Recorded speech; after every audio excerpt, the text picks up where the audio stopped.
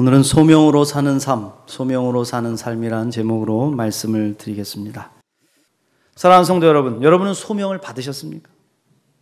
내가 소명을 받았는가 깨닫기 위해서는 소명이 무엇인지를 먼저 알아야죠. 소명을 영어로 콜링이라고 하는데 어떤 사람들 콜링을 받았습니까? 물어보는데 성경적으로 이 콜링, 소명의 네 가지 개념이 있습니다. 첫 번째는 말 그대로 부르심입니다. 부르심. 인간이 서로 부르는 거예요. 부르는 거예요. 우리가 하나님을 부르기도 하고 다른 사람의 이름을 부르기도 하고 동물을 부르기도 하고 그러는 것처럼 부르는 겁니다. 하나님께서 우리를 부르셨다. 이걸 소명이라고 하는 거예요. 그냥 부르시는 거. 두 번째는 이름을 붙이는 것입니다. 이름을 붙이는 것. 부른다는 것은 이름을 붙인다는 것이고 이름을 붙인다는 것은 그 이름의 어떤 것의 존재의 의미를 부여하는 것이죠. 김춘수님의 꽃이라는 시처럼 내가 그의 이름을 불러주었을 때 그는 내게로 와서 꽃이 되었다. 내가 누군가를 그냥 만나요. 형식적으로 피상적으로 막 만나고 스쳐 지나갈 수 있어요. 그런데 어느 순간에 그 사람의 이름을 알고 그의 이름을 부르는 순간에 우리는 그를 인식하게 되고 그 존재를 깨닫게 되고 그가 있는 거예요. 존재하는 것이죠. 존재의 의미를 부여하는 겁니다. 그 창세기 말씀에서 하나님이 세상을 창조하실 때 이름을 붙이시는 거예요. 빛이 있으라 그러면 빛이 생겨나고 어둠이 있고 해와 달과 별과 뭐 다른 동물들과 온갖 사물들에게 주님이 이름을 붙이시고 부르시면 그것이 존재하고 나타났다 이겁니다. 소명이라는 것은 현재 우리의 모습뿐만 아니라 하나님의 부르심을 받고 장차 우리가 될 모습이기도 하다 이겁니다. 위대한 주님의 종, 위대한 그리스도인 조남영 목사 그러면 제가 장차 그러한 삶을 살아갈 수 있도록 부르시는 것이죠. 그게 존재의 의미가 되는 겁니다. 세 번째로 신약 성경에 등장하는데요. 소명은 부르심은 바로 구원과 같은 뜻으로 쓰였습니다. 소명은 구원이에요. 하나님께서 사람들을 그리스도로 따르는 자가 되도록 세상으로부터 구원해 내셨다. 이걸 소명이라 합니다. 그래서 부르심을 받은 제자들, 부르심을 받은 백성들의 모임을 교회라고 하는데 여러분 교회를 뜻하는 헬라어가 있죠. 에클레시아. 그건 세상으로부터 우리를 불러냈다 이겁니다. 부름을 받은 자들. 하나님의 결정적인 부르심은 바로 구원이죠. 구원. 우리를 세상으로부터 구원해 내신 것. 불러내셔서 죽음으로부터 생명으로 우리를 옮기신 것이죠. 우리는 구원받은 하나님의 백성임을 여러분 믿습니까? 예. 그럼 소명 받으신 거예요. 마지막 네 번째로 소명은 부르심의 목적과도 일치합니다. 즉 사명과 같은 거예요. 소명과 사명은 같은 것입니다. 예수님 제자들을 부르실 때 구원을 위해서만 부르신 것이 아니라 무엇을 위해서? 예수님의 일을 함께 하자고 부르셨다 이겁니다.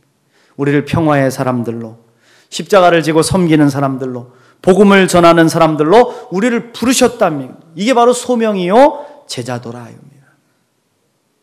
오스 기니스라는 분이 자기의 책 소명이라는 책에서 이렇게 소명을 정의했어요. 좀 어렵긴 한데 하나님이 우리를 너무나 결정적으로 부르셨기에 그분의 소환과 은혜에 응답하여 우리의 모든 존재, 우리의 모든 행위, 우리의 모든 소유가 헌신적이고 역동적으로 그분을 섬기는데 투자된다는 진리다. 이런 정의를 내렸어요. 다시 말하면 소명이란 우리를 불러주신 하나님과의 만남을 통해서 삶의 온전한 목적을 깨닫고 그 목적을 향하여 나의 모든 존재와 나의 모든 행위와 나의 모든 소유를 가지고 주님을 섬기는 믿음의 삶, 주님을 위해 헌신하는 믿음의 삶 전체를 뜻하는 것이다. 그러니까 소명은 예수를 믿는 삶이요, 예수를 위해 사는 삶이요, 하나님의 나라를 이루기 위해서 헌신하는 모든 삶을 뜻하는 것이다. 그래서 저는 오늘 말씀 누가복음 5장을 통해서 우리가 어떻게 주님을 만나야 하고 어떻게 소명으로 사는 삶을 살아갈 수 있는지 살펴보려고 합니다. 여러분과 저에게 은혜가 되시길 축원합니다. 우리가 소명을 받을 때 가져야 될 첫 번째 원칙, 그것은 나를 만나주신 주님께 삶의 자리를 내어드려라. 예수님을 처음 만나게 되면 우리 삶에 변화가 찾아옵니다. 그것은 어떤 변화냐면 삶의 주인이 바뀌는 경험을 하는 거예요. 지금까지는 내 의지와 내 능력으로 살아온 것 같았어요. 예수님을 만나면 내가 내 삶의 주인이다. 나에게 너의 삶을 주지 않으려 하고 주님이 도전적인 질문을 던지신다는 거예요. 그래서 우리가 고민이 되는 겁니다. 예수 믿기 전에는 분명히 나의 삶은 나의 것인 거라고 생각하고 살아왔는데 주님을 만나보니까 아니더라 이거예요. 네 삶이 아직도 네 것으로 보이느냐 그러시는 거예요. 그래서 신앙생활을 처음 하는 사람들이 고민하게 되는 거예요. 자꾸만 예수님이 내 삶을 간섭하시는 것 같고 부자연스럽게 하는 것 같고 내 것을 바치라고 하는 것 같아서 괴로운 겁니다. 그런데 그런 순간에 자신의 삶을 주님께 내어드리도록 결단하는 것, 이것이 주님을 만나는 첫 번째 단계다.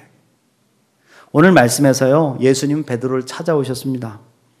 말씀을 이제 전하고 베드로를 찾아오셨다기보다는 엄밀히 따지면은 베드로에게 떠밀려 오셨어요. 사람들이 너무 많아가지고 떠밀려가지고 베드로가 있는 그 갈릴리 호수까지 오시게 된 겁니다. 말씀을 전한 예수님을 따라서 수많은 무리들이 몰려들었어요. 사람들이 너무 많으니까, 너무 가까이 붙어 있으니까 말씀을 전하기가 힘드신 거죠. 한번 생각해 보십시오. 우리 교회가 지금은 그래도 이렇게 여유가 있는데 더 많아져가지고 바로 제 코앞까지 사람들이 앉았다고 생각해 보세요. 이 말씀 제대로 전하실 수가 있겠습니까? 막 앞에서 막 하면 침도 튀고 얼굴 바짝 대고 있는데, 그리고 저 뒤에 있는 사람들은 어떻게 하는지 보이질 않는 것이죠. 다 전달하려면 좀 거리가 있어야 돼. 그러니까 이 복잡하셨으니까 호숫가까지 밀려오신 예수님이 마침 거기에 배 두 척이 있는 것을 보고, 그리고는 바로 주님께서 어떤 행동을 하시는 겁니다. 3절을 보시면 3절 말씀에 예수께서 한 배에 오르시니 그 배는 시몬의 배라 육지에서 조금 떼기를 청하시고 앉으사 배에서 무리를 가르치시더니 이랬어요. 너무 많은 사람들이 예수님 말씀을 들으려고 따라왔어요. 코앞에 사람들이 있으면 답답하지요. 말씀이 잘 전달되지도 않지요. 주님은 그들과 좀 떨어져서 말씀을 전하고 싶으셨다. 그래서 한 배에 오르고 보니까 그 배가 시몬 베드로의 배였다는 것입니다. 참으로 극적인 만남이죠. 예수님과 베드로의 첫 만남. 이제 베드로의 신앙생활이 막 시작되려고 하는 순간이죠. 근데 처음 보자마자 예수님의 행동이 좀 무례하는 거예요. 내가 좀 이 배 좀 타도 되겠습니까? 이 배를 좀 빌립시다. 이런 거 좀 이렇게 해서 서로 이야기를 좀 나눈 다음에 올라타시든지 하지. 그냥 올라탄 거예요. 이게 뭡니까? 이 배를 내놓아라 이거예요. 이때 베드로의 심정을 한번 상상해 보십시오. 밤새도록 고기를 잡았지만 한 마리도 못 잡았어요. 당장 손에 무엇인가를 들고 집에 들어가야 되는데 아무것도 없어요. 또 밤새도록 일을 한 까닭에 너무 피곤해. 잠도 못 자고 아침도 못 먹어서 배도 고파. 여러분 배고프면 짜증 나잖아요. 배고프면 막 성질 부리는 분들 계신데 아마 베드로도 짜증이 났을 겁니다. 사람이 기분 좋을 때 이런 부탁을 받아도 들어줄까 말까 한데 짜증나는 상황에서 예수님의 무례한 부탁을 들은 거 아니겠습니까? 여러분, 예수님이 지금 베드로의 심정을 모르셨을까요? 베드로가 약오를라 할지도 모르는 이 힘든 상황이라는 것을 모르실 분이 아니잖아요. 그런데 주님은 그 첫 만남에서 베드로에게 요구하시는 겁니다. 너희 배와 삶의 자리를 내게 내어줄 수 있겠느냐? 너의 배를 움직이는 기술을 나를 위해 사용해 줄 수 있겠느냐? 이것이 주님과의 첫 만남에서 우리에게 주시는 질문입니다. 그런데 참으로 은혜스럽게도 베드로는 짜증냈다는 기록이 성경에 없어요. 그저 예수님이 그 배에서 사람들을 향해 말씀을 가르치셨다 그렇게만 기록하고 있어요. 베드로는 황당하기도 하고 짜증나기도 했지만 결코 아니오라고 거절하지 않습니다. 예수님의 말씀에 순종하고 바다로 노를 저었어요. 베드로는 예수님이 원하시는 자신의 삶의 자리를 내어드립니다. 그리고 열심히 노를 저어서 예수님이 원하시는 곳까지 모셔다 드렸어요. 자기 생각대로 위치를 정하지도 않습니다. 주님이 원하시는 곳까지 주님이 원하시는 방법대로 순종을 하는 것이죠. 그렇습니다, 여러분. 우리의 신앙생활, 예수님을 만나는 것도 마찬가지입니다. 삶이 지치고 피곤하시죠? 내 뜻대로 이루어지지 않았죠? 그래서 내가 지금 교회를 찾아온 것은, 예수님을 만나려고 온 것은, 지금 필요한 것은 하나님의 넘치는 축복이고 극적인 승리고 기적을 바라서 왔습니다. 그런데 주님은 우리에게 먼저 축복을 주시거나 기적을 주시지 않고 우리의 삶의 자리를 내어달라고 요구를 하시더라고요. 그럴 때 내가 과연 아멘하고 주님께 나의 삶의 자리를 내어드릴 수 있겠느냐? 이게 우리 인생에 던지는 궁극적인 질문입니다. 많은 사람들이 여기서 무너지는 거예요. 주님이 우리를 만나실 때 우리에게 엄청난 도전을 주시니까. 내가 내 삶의 주인이다. 너는 네 삶을 내게 줄 수 있겠느냐? 이걸 물어보신다는 거예요. 그런데 우리는 이러한 질문을 받고 당황스러워하죠. 그래서 재물이 많았던 젊은 청년 하나에게 예수님이 던지시잖아요. 너는 네 재물을 다 팔아서 가난한 사람 나눠주고 나를 따라와라. 그랬더니 그 청년이 재물이 많은 거로 고민하며 돌아갔더라. 예수님 못 만나는 것이죠. 우리를 부르시는 소명에 응답하지 못하는, 주저하다가 포기하는 경우 많습니다. 그러나 우리가 순종으로 주의 말씀을 받으면, 아멘! 내 삶의 주인은 주님이십니다. 예수님, 나의 삶을 주님께 드립니다. 그렇게 주님께 드릴 때 주님과 인격적인 만남이 시작되는 거예요. 주님이 우리를 인격적으로 만나주시는 겁니다. 그때부터 주님은 우리의 삶의 자리를 인간의 자리가 아닌 예수님의 사랑과 축복이 넘치는 은혜의 자리로 변화시키시는 겁니다. 그리고 내가 누구인지, 내가 왜 살아가야 하는지, 무엇이 가장 소중한 것인지를 가르쳐 주시죠. 그래서 주님에 의한, 주님을 향한, 주님을 위한 삶을 살게 하신다. 그것이 소명의 여러분 첫 번째 원칙인 거예요. 소명의 두 번째 원칙은 은혜를 받으라. 은혜를 받으라. 주님은 우리를 만나시고 변화시키시기 전에 먼저 말씀을 주십니다. 그리고 그 말씀을 통해서 우리가 은혜 받기를 원하신대. 그때 우리가 먼저 해야 할 일은 귓문을 활짝 열고 겸손하게 말씀을 듣는 것입니다. 그리고 은혜를 받는 거예요. 예수님을 만난 삶의 자리를 우리가 다 내어드렸어요. 그래서 주님을 따라 사는 제자의 삶을 사는데, 여러분 이게 쉬운 일이 아니잖아요. 예수님 제대로 믿고 예수님 믿는 그리스도인으로 산다는 게 쉬운 겁니까? 절대로 아니죠.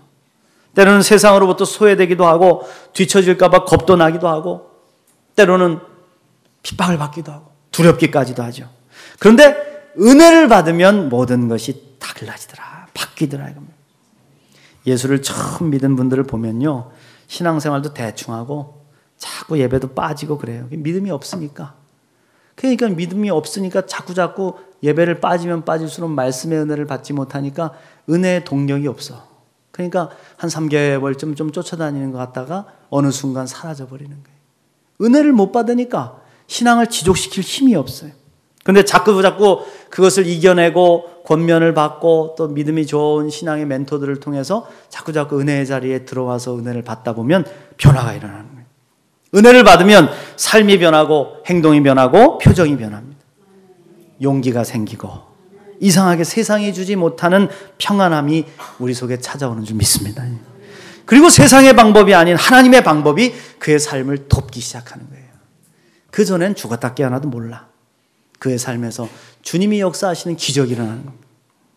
그래서 예수님은 우리를 만나주신 후에 말씀을 통해서 은혜를 먼저 주시는 거예요. 은혜를 먼저 받지 못하면 신앙생활을 못합니다. 여러분 막 방황하고 교회를 옮겨 다니고 그러시는 분들 대부분이 뭔지 아십니까? 은혜를 못 받겠다. 은혜가 안 된다. 은혜를 받아야 살 것 같은데. 오늘 말씀에서도 주님은 베드로의 배에서 다른 거 하지 않으시잖아요. 앉아서 배에서 무리를 가르치셨다. 즉 주님은 배에서 많은 사람들을 향해서 말씀을 주신 거예요. 말씀을. 베드로는 싫든 좋든 그 자리에 꼼짝없이 주의 말씀을 들어야 됐습니다. 도망갈 수가 없잖아요, 여러분. 베드로가 성경 말씀에 보면 수영을 못 하잖아요. 바다에 빠졌는데 허부적거리다가 예수님이 건져주셔서 살잖아요. 수영을 못 하는 사람이에요. 그러니까 팍 나 같았으면 팍 뛰어내려가지고 그냥 해변가로 가가지고 쉬었을 텐데, 이게 뭐 예수님 한 번 말씀을 전하시면 뭐 10분, 20분 하는 것도 아니고, 조나영 목사처럼 25분 하는 것도 아니고, 뭐 1시간, 2시간 막 끊임없이 하는데 얼마나 길겠습니까? 그런데 주님은 베드로에게 돌아가는 것을 허락하지 않으셨어요. 피곤하고 졸리고 아침이 되어 덥기까지 한 배에서 베드로는 예수님의 말씀을 듣습니다. 말씀의 은혜를 받는 것이죠. 마찬가지입니다. 모든 것보다 우선 말씀을 듣고 은혜를 받는 게 중요하다 이거예요. 우리가 말씀의 은혜를 받지 못하면 신앙생활 제대로 할 수 없어요. 은혜를 받는 데에는 인내가 필요한 겁니다. 그래서 은혜를 받기 위해서는 조금 지루하고 고통스러워도 참을 수 있어야 된다. 기다릴 줄 알아야 된다. 신앙생활할 때도 여러분 인내가 필요한 거예요. 은혜를 받아야 평안도 오고 응답도 오는 줄로 믿습니다. 예배드리는 이 시간이 여러분 쉽지만 않잖아요. 여기 보면 가족 때문에 억지로 나온 분들도 계실 거예요. 아이고 마누라가 하도 잔소리해가지고 어쩔 수 없이 1시간 예배 드린다. 나는 그냥 싫은데 우리 엄마가 하도 잔소리를 해서 용돈 좀 받으려고 앉아있다. 또 잠깐 뭐 말 들어야 일주일이 편하니까 앉아있다. 뭐 이런 분들 계시죠? 근데 와보면 운동도 하고 싶고 여행도 가고 싶은데 말씀을 들을 때도 목사가 좀 재밌는 얘기도 하고 장경동 목사님처럼 막 웃기고 그러면 좋겠는데 졸리기도 하고 또 심각한 얘기도 하고 죄의 얘기도 하면서 막 가슴을 후벼 파기도 하고 괴롭죠. 그런데 그것을 극복하고 자꾸만 겸손한 마음으로 말씀을 들을 때 은혜가 임하는 것입니다. 할렐루야. 그 은혜를 받아야 신앙이 자라죠. 은혜를 받아야 우리 영혼이 삽니다. 우리가 은혜를 못 받고요, 축복을 먼저 받으면 모두 자기 머리가 비상해서 내 재간이 훌륭해서 잘된 줄 알고 교만하게 되는 거예요. 그러나 먼저 말씀의 은혜를 받고 다음에 축복을 받으면 모든 것이 다 하나님의 도우심이요 은혜인 줄 알고 감사하게 된다 이겁니다. 주님은 우리에게 세상의 축복을 구하기 전에 먼저 은혜부터 받으라고 말씀하시는 줄로 믿습니다. 그 은혜를 받으면 깨닫게 되는 것이죠. 내가 나 된 것은, 내게 있는 모든 것은 하나님의 은혜로 된 것입니다. 할렐루야. 그 체스터튼이라는 분이 이런 고백을 했어요. 한번 따라해 보십시오. 나의 으뜸가는 인생과는 모든 것을 감사함으로 받고 당연한 것으로 여기지 않도록 연습하는 것이다. 예. 아멘.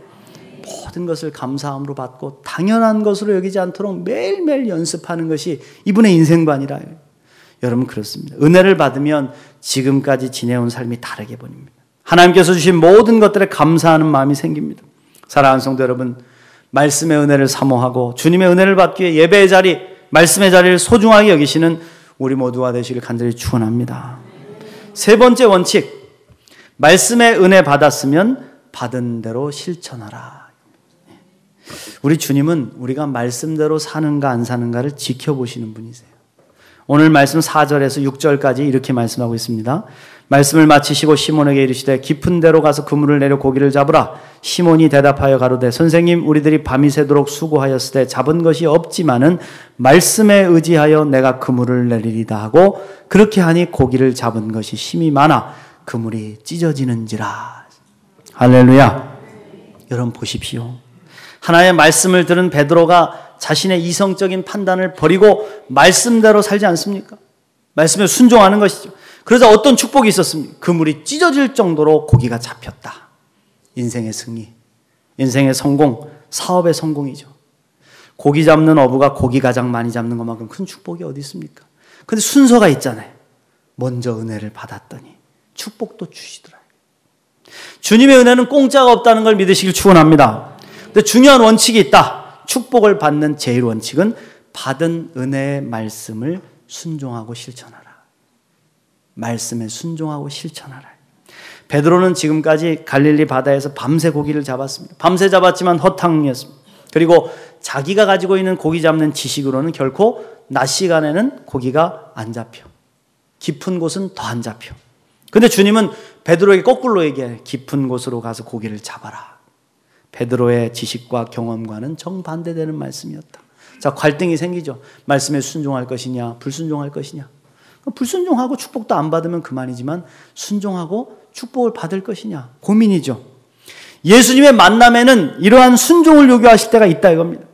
인간적인 방법, 세상적인 지식과는 전혀 다른 하나님의 방법을 따르라고 명령하실 때가 있다.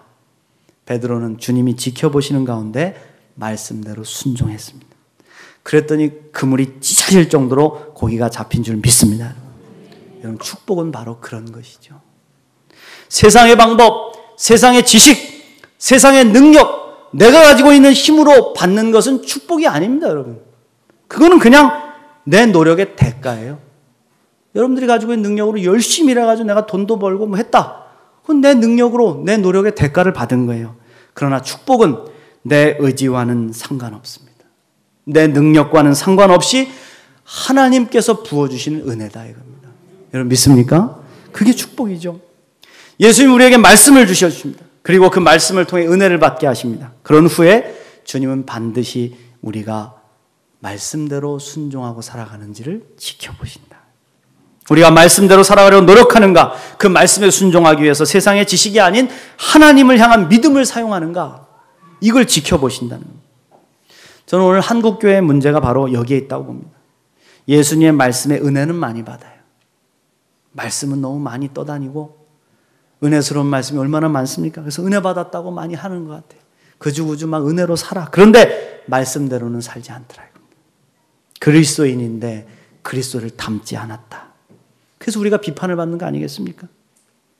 기독교를 신랄하게 비판한 니체라는 철학자는 이렇게 기독교를 비난했어요. 사실상 그리스도인은 오직 한 명 있었는데 그는 십자가에서 죽었다. 무슨 뜻입니까? 그리스도인 한 명밖에 없다. 예수님. 근데 그도 십자가에서 죽었다. 이 세상에는 그리스도인은 한 명도 없다.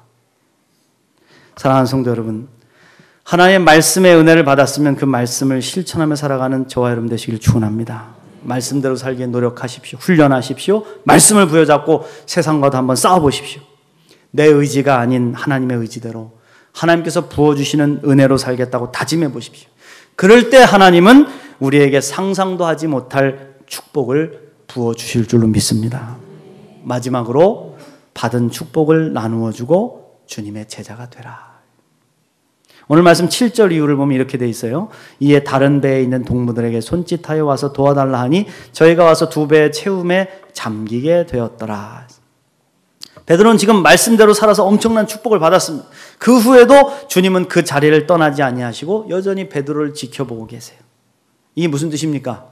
주님께서는 우리가 받은 축복을 가지고 어떻게 살아가는지를 보신다는 거예요. 너 복 받았구나? 너 어떻게 살고 있니? 너 복 많이 받았네? 뭐 하며 살 것이니? 물어보시고 지켜보신다. 베드로는 주님께서 주시는 축복을 혼자 취하지 않습니다. 자기의 동업자인 야고보와 요한을 손짓해 부르는 도와달라고 와서 함께 하자고. 그 물이 더 찢어지기 전에 빨리 네 배에도 퍼담아라. 너도 잘 되고 나도 잘 되고 너도 살고 나도 살고 함께 살자. 예수님이 가만히 베드로를 보니까 그 자세가 훌륭해. 만약 베드로에게 주님께서 그렇게 감당 못할 정도로 축복해 주셨는데 혼자만 잘 먹고 잘 살려고 다 숨기고 그물을 막 혼자 끌어올리려고 했다면 그 다 찢어져 가지고 고기는 다 도망가고 한 마리도 못 잡았을 거예요. 그런데 베드로는 주신 축복을 친구들과 나눴다. 이게 중요한 것이죠. 아무리 엄청난 축복을 받았다고 해도 혼자만 잘 먹고 잘 살겠다 하면 그 물질은 썩는 거예요. 그 물질이 은혜가 되는 게 아니라 독이 되는 겁니다. 내 생명을 앗아가기도 하는 것이죠. 주신 축복은 나눌 때 의미가 있고 기쁨이 되는 줄로 믿습니다. 근데 오늘 말씀에서 보면 가장 중요한 결정적인 말씀은 바로 11절 말씀. 그들이 배를 육지에 대고 모든 것을 버려두고 예수를 따르니라. 할렐루야. 그렇습니다, 여러분. 예수님을 만나고 우리의 삶의 자리를 내어드리고 은혜를 받고 말씀을 실천해서 축복을 받고 받은 축복을 나누는 삶을 사는 궁극적인 목적은 다른 데 있는 게 아니라 우리를 그리스도 예수의 제자가 되게 하기 위해서. 할렐루야. 하늘의 은혜를 사는 삶, 하늘의 은혜를 받는 삶을 한번 체험한 사람은요, 세상 것에 욕심부리지 않습니다. 그 모든 것들은 하나님께서 우리에게 매일매일 공급해 주시는 은혜요 축복임을 알기 때문에 거기에 연연하지 않아요. 그것보다 더 중요한 것은 바로 그리스도 예수를 따르는 삶을 사는 거예요. 예수님의 제자가 되는 삶을 사는 것. 자기들이 받은 은혜를 다른 사람도 누릴 수 있도록 복음을 전하며 사는 삶. 이게 천국을 발견한 사람의 삶이요 소명으로 사는 삶이라. 할렐루야. 사랑하는 성도 여러분, 오늘도 주님은 우리를 찾아오십니다. 오셔서 우리를 부르시고 소명을 주십니다. 이제 나와 함께 가자. 내가 너를 사람을 취하는 어부가 되게 하겠다. 나와 함께 하늘의 삶, 천국의 삶을 살아가자. 이 주님의 부르심에 순종해서 그 손을 붙잡고 오늘도 주신 소명을 가슴에 품고 소명으로 살아가는 삶을 사는 우리 모두가 되시기를 간절히 축원합니다.